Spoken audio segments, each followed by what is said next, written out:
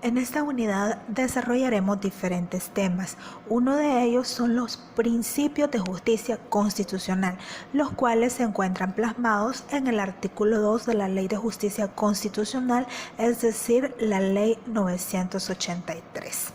Si nosotros revisamos el artículo 2, nos vamos a encontrar con que la justicia constitucional aquí en Nicaragua cuenta con diferentes principios que garantizan su adecuada aplicación.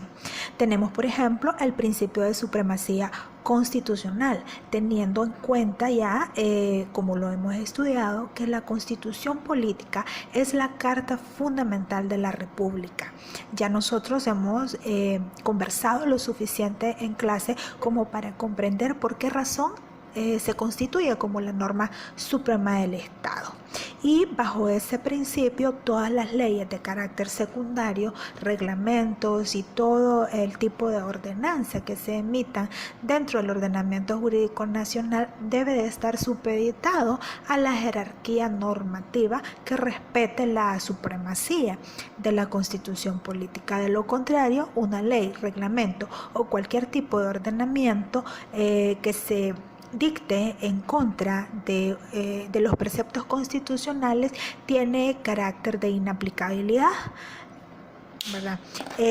Otro principio que nosotros tenemos en el artículo 2 es el principio de aplicación más favorable a los derechos. Es un principio indubio pro persona, es decir, cuando existen varias normas o varias interpretaciones aplicables a un determinado hecho o a un caso en particular, la justicia constitucional determina que se debe elegir la norma que proteja mejor los derechos de las personas que en ese momento se constituyen como agraviados. Otro principio muy importante a respetar son los principios procesales, teniendo en cuenta la garantía del debido proceso que nuestra misma Constitución política establece dentro de su cuerpo.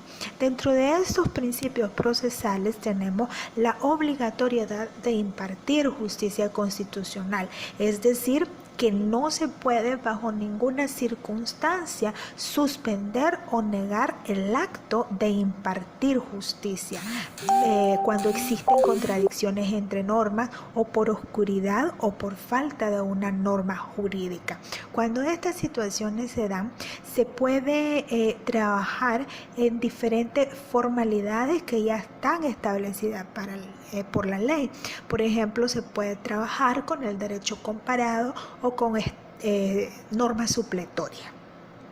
Otro principio dentro de lo que son los principios procesales es la dirección judicial e impulso de oficio del proceso. Esto significa que se debe conducir la intervención de las partes y establecer cuáles son los actos y las actuaciones procesales necesarias que se deben efectuar de oficio. La justicia constitucional tiene un impulso de oficio, no necesita que con los abogados o las mismas personas interesadas estén realizando estos impulsos. Otro principio dentro de lo que es el principio procesal es la economía procesal, celeridad y concentración. Este habla básicamente de la obligación de resolver los procesos, evitando dilataciones o retardación en cuanto a su tramitación, y el hecho de poder reunir la mayor actividad procesal en el menor número de actos posibles.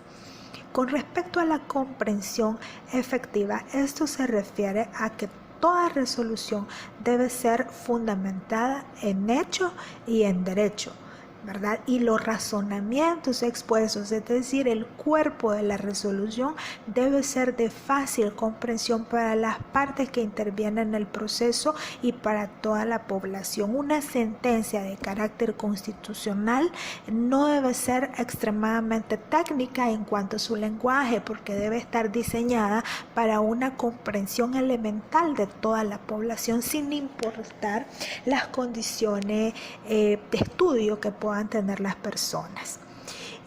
Otro principio es el principio de la publicidad, y esto pues básicamente habla de que todas las actuaciones de los órganos competentes de la justicia deben ser de carácter público, sin perjuicio de lo que establece la ley cuando el órgano competente decida lo contrario en razón de preservar intimidad de las personas involucradas o agraviadas, o cuando se revista de por medio de la seguridad nacional.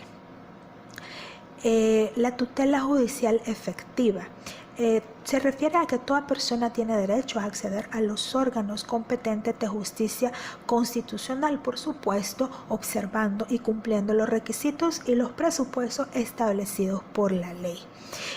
Toda persona tiene derecho a obtener de estos órganos una resolución debidamente y completamente motivada, razonada y fundada en tiempo y en forma tal como la ley así lo exige.